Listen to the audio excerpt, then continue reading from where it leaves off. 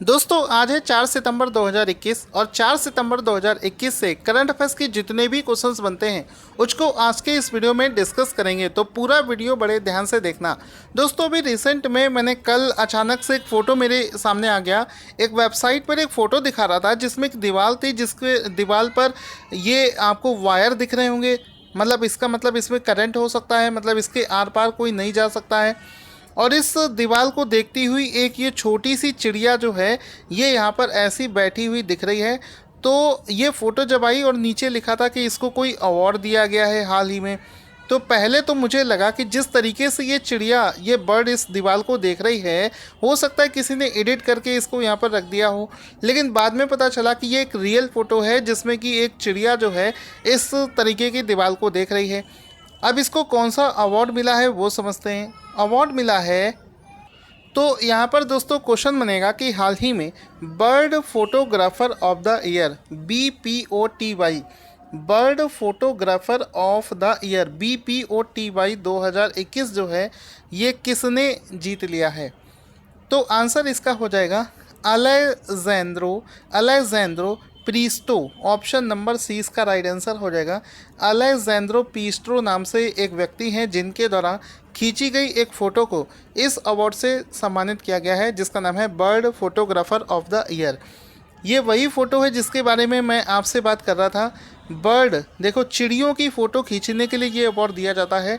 और यहाँ पर दोस्तों पहले आप देख सकते हैं इस अवार्ड का photo BPOTY, bird photographer of the year award 2021 जो है ये जीता है इस वाली फ़ोटो ने। अलेजेंद्रो को दिया गया है। यहाँ पर इस फ़ोटो के लिए उनको ये अवार्ड दिया गया है। अब ये जो फोटोग्राफ़र हैं ये मैक्सिको देश के रहने वाले हैं। अलेजेंद्रो प्रीतो ये मैक्सिको देश के रहने वाले हैं। और ये जो वॉल आप देख रहे हैं जिसमें तारे लगी हुई हैं ये एक्चुअली में अमेरिका और मैक्सिको का बॉर्डर है। और ये जो चिड़िया है रोड रनर, ये इसको इस तरीके से देख रही है जैसे कि वो इसको देखकर हैरान हो रही हो कि आखिर ये क्या चीज़ है। तो बिल्कुल ये आप देख सकते हैं फ़ोटो, एक बार ये वाला फ़ोटो। अब दोस्तों इसी से जुड़ा हुआ कुछ रिलेटेड एक चीज़ और इसमें याद रखेंगे। इस फ़ोटो का नाम रखा गया है ब्लॉक्ड, यानी कि अवरुद्ध। इस फ़ोटो का शीर्षक है ब्लॉक्ड। ये भी आपसे एग्ज़ाम में पूछा जा सकता है। अब इसमें दोस्तों हम लोग देखेंगे इसी से जुड़ा हुआ रिलेटेड स्टैटिक जीके भी कवर कर लेते हैं। इसमें रिलेटेड जीके ये हो सकता है कि जैसे ये अमेरिका और मैक्सिको का बॉर्डर है, इसी तरीके से दुनिया की कई अलग अलग देशों के जो बॉर्डर होते हैं वो एग्ज़ाम में पूछे जाते हैं। अब आपको दोस्तों पता है इस बार का जो UPSSC का PET का एग्ज़ाम हुआ था उसमें हमारे PDF से करंट अफेयर्स के लगभग सारे क्वेश्चन आए थे, सिर्फ 2 क्वेश्चन नहीं आए थे। साथ ही साथ में बहुत सारा स्टैटिक जीके भी हमने कवर कर दिया था अपनी ही PDF में। कैसे, जैसे कि ये अमेरिका और अमेरिका और मैक्सिको का बॉर्डर है, तो हमने आपको एक रिलेटेड स्टैटिक जीके ये वाला करवा दिया, इम्पोर्टेंट बॉर्डर वाला। तो एग्ज़ाम में ये भी सब तो पूछा जाता है, तो साथ ही साथ में आपको याद भी हो जाएगा। तो यहाँ पर आप देख सकते हैं कि जल्दी से देख लेंगे, एक बॉर्डर है जिसका नाम है 17th पैरेलल। ये कौन से 2 देशों के बीच का बॉर्डर है? तो ये साउथ वियतनाम और नॉर्थ वियतनाम के बीच का बॉर्डर है। इसके बाद में आता है दोस्तों 20th पैरेलल, जो कि लीबिया और सूडान के बीच का बॉर्डर है। इसके बाद में आता है 22 यानी कि 22वां पैरेलल, ये इजिप्ट और सूडान का बॉर्डर है। इसके बाद में आता है 25th पैरेलल, ये आपका मॉरिसियाना एंड माली के बीच का बॉर्डर है। और ये 31st पैरेलल ईरान और इराक के बीच का बॉर्डर है। दोस्तों आपको एक और खुशखबरी देना चाहता हूँ कि हमने अपने टेलीग्राम चैनल पर रेगुलर बेसिस पर MCQ की शुरुआत कर दी है। मतलब पूरे दिन आपको क्विज़ मिला करेंगी, क्वेश्चंस मिला करेंगे, जिससे कि आप खेल खेल में क्वेश्चंस को याद भी कर पाओगे। तो हमारे टेलीग्राम चैनल जिसका नाम है टारगेट स्टडी IQ, उसको भी ज्वाइन करें अगर आप और अच्छे से प्रैक्टिस करना चाहते हैं। इसके बाद में एक पैरेलल लाइन है 38th पैरेलल लाइन, ये साउथ कोरिया और नॉर्थ कोरिया के बीच में है। 49th पैरेलल लाइन, ये एग्ज़ाम में बहुत ज़्यादा पूछी जाती है, ये अमेरिका और कनाडा के बीच का लाइन है। इसके बाद में आता है डूरंड लाइन, ये आपका पाकिस्तान और अफ़गानिस्तान के बीच का लाइन है। इसके बाद में आता है हिंडनबर्ग, ये आपका पोलैंड और जर्मनी के बीच का लाइन है। मैकमोहन लाइन सभी लोग जाते हैं, चाइना और इंडिया के बीच का है, और इंडिया और पाकिस्तान के बीच का लाइन है उसको रेडक्लिफ लाइन भी बोला जाता है। इसके बाद में आता है आपका मैजी नॉट लाइन, ये जर्मनी और फ्रांस के बीच में लाइन पड़ता है। ब्लू लाइन लेबनान और इज़राइल के बीच में पड़ता है। तो आप देख रहे हैं, अगर आप इस पूरे इस कंटेंट को रिवीजन करना चाहते हैं तो अब आपको रेगुलर बेसिस पर हमारे टेलीग्राम पर भी पीडीएफ मिलना शुरू हो जाएगा। कोविड की वजह से दोस्तों कई एम्प्लॉय थे जो हमें छोड़कर चले गए थे, लेकिन अब वापस से कुछ नए एम्प्लॉय को मैंने जॉब दी है, जो कि अब आपको रेगुलर बेसिस पर हमारी इस पीडीएफ को टेलीग्राम पर भी शेयर करेंगे। ठीक है, तो टेलीग्राम जिसका नाम है टारगेट स्टडी IQ नाम से सर्च करोगे तो आपको मिल जाएगा, उसको ज़रूर ज्वाइन करें, वहाँ पर आपको सब कुछ फ्री में दिया जाएगा। अगला क्वेश्चन दोस्तों बनेगा कि हाल ही में central board of direct taxes यानी कि केंद्रीय प्रत्यक्ष कर board, central board of direct taxes का नया चेयरमैन किसको बनाया गया है? तो आंसर हो जाएगा इसका नया chairman JB Mahapatra. Option number B ए इसका राइट आंसर हो जाएगा कि हाल ही में JB महापात्रा को CBDT का नया चेयरमैन बनाया गया है। ऑप्शन नंबर ए इसका राइट आंसर हो जाएगा। JB महापात्रा का फ़ोटो देख सकते हैं, जिनको हाल ही में CBDT का नया चेयरमैन बनाया गया है। अब इससे रिलेटेड स्टैटिक फैक्ट क्या होगा कि ये 1985 बैच के IRS ऑफिसर हैं। बाकी सारी चीज़ें एग्ज़ाम में नहीं पूछी जाएंगी। आगे चलते हैं। सितंबर 2021 में RBI ने KYC नियमों का पालन में ढिलाई करने को लेकर किस बैंक पर 25 लाख रुपए का जुर्माना लगा दिया है? तो आपको यहाँ पर याद रखना है कि हाल ही में एक्सिस बैंक पर 25 लाख रुपए का जुर्माना लगाया गया है। इसको इस तरीके से भी याद रखा करो कि देखो, RBI समय समय पर अलग अलग बैंकों पर जुर्माना लगाता है। जब ये वाला एग्ज़ाम में क्वेश्चन पूछा जाएगा तो आपको मंथ के साथ में दिया जाएगा, याद रखना, क्योंकि अभी रिसेंट में एक एग्ज़ाम में पूछा गया था, इसी वजह से मैं आपको ये करवा रहा हूँ। पूछा जाएगा कि सितंबर में किस बैंक पर 25 लाख रुपए का जुर्माना लगाया है, किसके चलते? KYC के नियमों में ढिलाई करने के चलते लगाया गया है। तो एक्सिस बैंक इसका राइट आंसर हो जाएगा। Axis bank, option number A इसका राइट आंसर हो जाएगा। इसके बाद में क्वेश्चन है कि हाल ही में असम राज्य ने राजीव गांधी राष्ट्रीय पार्क का नाम बदलकर क्या कर दिया है? तो राजीव गांधी नेशनल पार्क का नाम चेंज करके इसका नाम कर दिया गया है ओरंग राष्ट्रीय उद्यान। ऑप्शन नंबर सी इसका राइट आंसर हो जाएगा कि इसका नाम चेंज करके हाल ही में ओरंग राष्ट्रीय उद्यान कर दिया गया है। तो ऑप्शन नंबर सी इसका राइट आंसर हो जाएगा। आप देख सकते हैं असम के जो लोग इस नेशनल पार्क के आसपास में लोकल जो ऑर्गेनाइजेशंस हैं उनके द्वारा बहुत ज़्यादा रिक्वेस्ट करी जा रही थी असम गवर्नमेंट को कि इसके नाम से राजीव गांधी का नाम हटाया जाए। तो आप देख सकते हैं राजीव गांधी ओरंग नेशनल पार्क, इसका पहले पूरा नाम हुआ करता था, अब इसके नाम से राजीव गांधी हटा दिया गया है। अब इस पार्क का नाम रह गया है ओरंग नेशनल पार्क। तो ये जो ओरंग नेशनल पार्क है ये असम राज्य में स्थित है और इसके नाम से हाल ही में राजीव गांधी नाम हटा दिया गया है। साथ ही साथ में आपको याद होगा अभी रिसेंट में जो खेल रत्न पुरस्कार है उसको हम लोग बोलते थे राजीव गांधी खेल रत्न पुरस्कार, उसमें से भी राजीव गांधी का नाम हटा दिया गया है और अब उसका नाम चेंज करके मेजर ध्यानचंद्र खेल रत्न पुरस्कार कर दिया गया है। जो हमारे खेल रत्न पुरस्कार हैं उसका नाम चेंज करके मेजर ध्यानचंद्र खेल रत्न पुरस्कार कर दिया गया है। दोस्तों 4 सितंबर के करंट अफेयर्स का अगला शानदार क्वेश्चन बना है पेट्रोल को लेकर। दोस्तों जैसा कि आप सभी जानते हैं अगर पेट्रोलियम में लेड मिला होता है, लेड देखिए वातावरण में स्थित जो लेड होता है वो हमारे बॉडी को नुकसान पहुंचाता है। तो अभी जो पेट्रोल हम लोग यूज़ करते हैं उसमें भी पहले लेड मिला हुआ होता था, ठीक है, लेड मिला हुआ होता था, लेकिन अब उसको दुनिया के सभी देश लगभग बंद कर चुके हैं। लेकिन एक ऐसा देश था जो अभी तक लेड युक्त पेट्रोल का इस्तेमाल कर रहा था। क्वेश्चन बनेगा कि हाल ही में UNEP की एक रिपोर्ट के अनुसार लेड युक्त पेट्रोल का इस्तेमाल पर रोक लगाने वाला दुनिया का आखिरी देश कौन सा बना है? यानी कि दुनिया के सभी देश लेड वाले पेट्रोल का इस्तेमाल बंद कर चुके हैं, एक देश बचा था, उसने भी फाइनली बंद कर दिया है। तो कौन सा देश है? वो देश है अल्जीरिया। तो फाइनली अल्जीरिया देश ने भी लेड युक्त पेट्रोल का इस्तेमाल करना बंद कर दिया है, क्योंकि बहुत पहले, आज से सदियों पहले साइंटिस्टों ने रिसर्च में ये चीज़ बता दी थी कि लेड युक्त पेट्रोल यूज़ करने से हमको बहुत ज़्यादा नुकसान होता है। तो यहाँ पर देख सकते हैं एक न्यूज़ कटिंग भी मैंने लगाई है, न्यूज़ में भी कवर किया गया था कि लेडेड पेट्रोल इरा ऑफिशियली ओवर, यानी कि लेड वाले पेट्रोल का जो दौर था वो फाइनली जो है समाप्त हो चुका है। अब इस रिपोर्ट को हाल ही में यूएनईपी ने रिलीज़ किया था, यानी कि यूनाइटेड नेशन एनवायरनमेंट प्रोग्राम। अब इसके बारे में समझते हैं। इसकी जो स्थापना है ये 5 जून 1972 में की गई थी। इसका मुख्यालय नैरोबी केन्या में स्थित है। इस समय इसके एग्जीक्यूटिव डायरेक्टर यानी कि कार्यकारी निदेशक कौन है? वो है इंगर एंडरसन। इसको याद रखेंगे। किसी भी एग्ज़ाम में जो मैं एक्स्ट्रा फैक्ट आपको करवा रहा हूँ, इसी से ही आपको बहुत सारे क्वेश्चंस मिल जाते हैं। इस वजह से सारे फैक्ट करना बहुत ज़रूरी है। इसके अलावा दोस्तों, अगर आपका कोई एग्ज़ाम आने वाला है रिसेंट में, तो हमारा जो 6 मंथ वाला पीडीएफ है, जनवरी से लेकर जून तक वाला, उसका लिंक भी आपको वीडियो के डिस्क्रिप्शन में दिया होगा। वहाँ से जाकर उसको आप ख़रीदें और पढ़ना शुरू कर दें।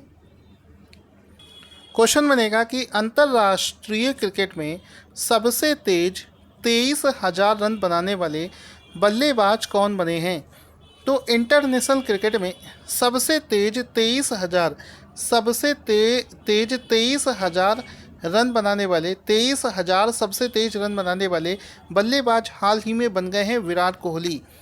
तो ऑप्शन नंबर 20 का राइट आंसर हो जाएगा कि विराट कोहली जो हैं ये सबसे तेज 23,000 रन बनाने वाले खिलाड़ी बन गए हैं। ऑप्शन नंबर 20 का राइट आंसर हो जाएगा। इसका एक फ़ोटो देख सकते हैं, लिखा है 23,000 इंटरनेशनल रन, और साथ ही साथ में लिखा है फास्टेस्ट, यानी कि सबसे तेज 23,000 रन बनाने का रिकॉर्ड विराट कोहली ने बना दिया है। अगर हम लोग इंटरनेशनल क्रिकेट का देखें तो विराट कोहली ने सिर्फ 490 पारियों में ही 23,000 रन का आंकड़ा पार कर लिया है, और इतने ही रन बनाने के लिए सचिन तेंदुलकर को 522 पारियां खेलनी पड़ी थीं। उसके बाद में आता है रिकी पॉन्टिंग का नाम, जिन्होंने 544 पारियों में 23,000 रन बनाए थे। आगे चलते हैं। क्वेश्चन बनेगा कि सितंबर 2021 में किस विश्वविद्यालय की एक रिपोर्ट के अनुसार वायु प्रदूषण के कारण भारतीयों का जो जीवन है ये 9 वर्ष तक कम हो सकता है, यानी कि भारतीयों की एज जो है 9 साल कम हो जाएगी अगर एयर पॉल्यूशन बढ़ता रहा। तो आंसर हो जाएगा हाल ही में शिकागो विश्वविद्यालय। जो शिकागो विश्वविद्यालय है उसने इस रिपोर्ट को हाल ही में रिलीज़ किया है। शिकागो विश्वविद्यालय ने ऐसा बोला है कि जो वायु प्रदूषण है उसकी वजह से भारतीयों का जो जीवन है ये 9 ईयर्स तक कम हो जाएगा। ऑप्शन नंबर डी इसका राइट आंसर हो जाएगा। आगे चलते हैं। हाल ही में केंद्र शासित प्रदेश लद्दाख के द्वारा किस जानवर को राज्य पशु के रूप में नामित कर दिया गया है? तो हाल ही में लद्दाख ने अपना जो स्टेट एनिमल है वो घोषित कर दिया है। किसको किया है? यहाँ पर आंसर हो जाएगा हेम तेंदुआ, snow leopard. Option number D इसका राइट आंसर हो जाएगा। ये वाला क्वेश्चन वेरी वेरी इंपॉर्टेंट, इसको मैं मोस्ट इम्पॉर्टेंट की कैटेगरी में डालूंगा। सबसे ज़्यादा इंपॉर्टेंट क्वेश्चन है कि ये जो स्नो ल्यूपार्ड है, ऑप्शन नंबर डी इसका राइट आंसर हो जाएगा कि केंद्र शासित प्रदेश लद्दाख ने जानवरों को स्नो ल्यूपार्ड को अपना स्टेट एनिमल नामित कर दिया है। ऑप्शन नंबर डी इसका राइट आंसर हो जाएगा। इसमें आप देख सकते हैं लिखा है Ladakh declared snow leopard as state animal. Snow leopard इसको स्टेट एनिमल कर दिया है।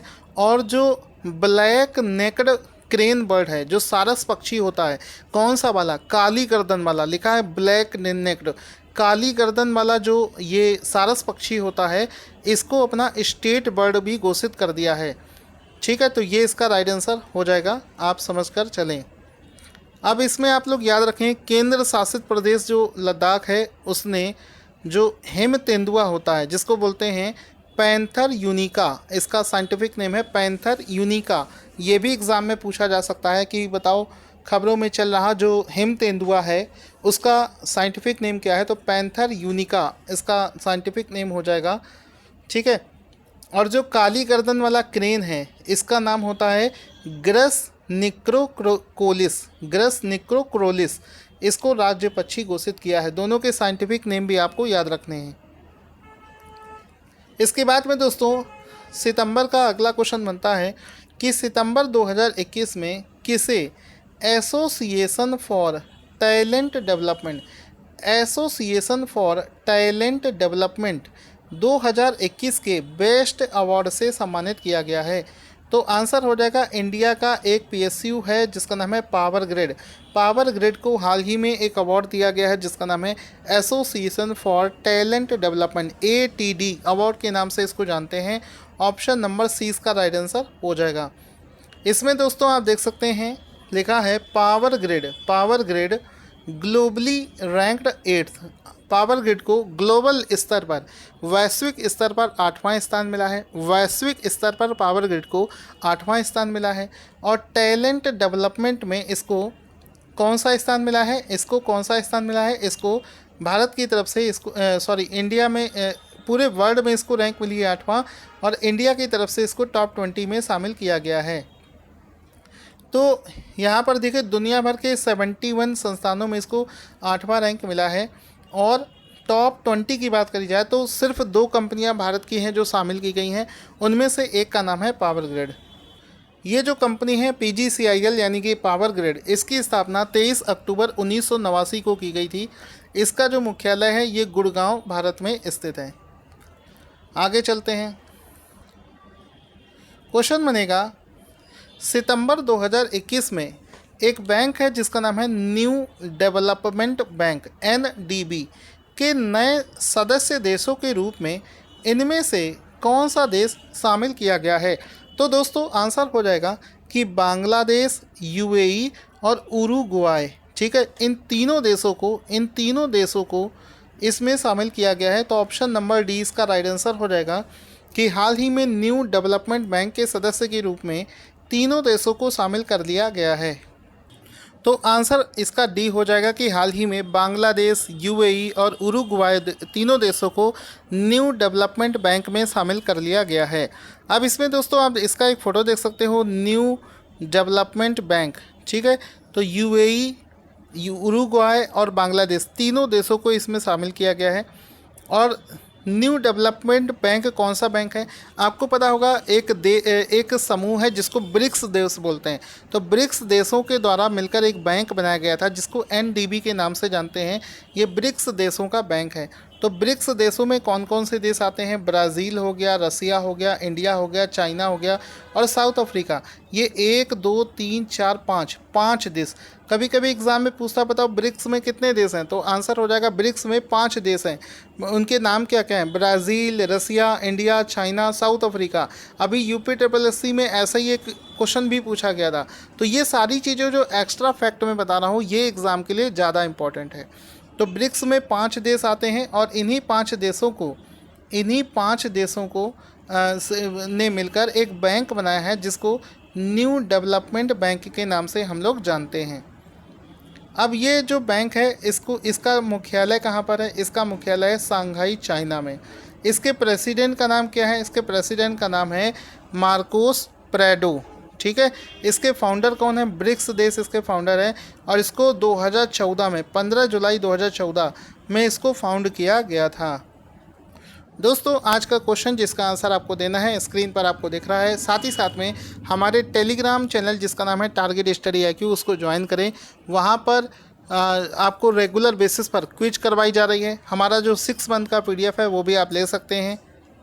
अब दोस्तों देखें हमारे टेलीग्राम पर किस तरीके से ये क्विज करवाई जा रही है, आप इसको देख सकते हैं। ये आप देख सकते हैं यहाँ पर दोस्तों, ये रहा। देखिए इस तरीके से आपको डेली बेसिस पर, देखिए 2 तारीख से ये क्वेश्चंस की शुरुआत हो गई है। जैसे कि ये देखिए क्वेश्चन है कि किसे जुलाई महीने का ICC महिला क्रिकेटर ऑफ द ईयर चुना गया है? तो जैसे मान लो आपको कोई भी आंसर सही लग रहा है, मान लो C, तो आप इसमें देखो C पर टिक करेंगे। ये देखिए हमने टिक किया। तो यहाँ पर दोस्तों मैंने नेट बंद कर रखा है, नेट को ऑन कर देता हूँ। ये तो जैसा ही हमने ये देखिए नेट कनेक्ट होता है तो देखिए इसमें दिखा देगा कि आपका आंसर सही है। इसी तरीके से आप और भी क्वेश्चंस देख सकते हैं। तो यहाँ पर आपकी प्रैक्टिस बहुत अच्छी हो जाएगी अगर आप इसको ज्वाइन करोगे। तो इस टेलीग्राम चैनल को भी ज्वाइन कर लें।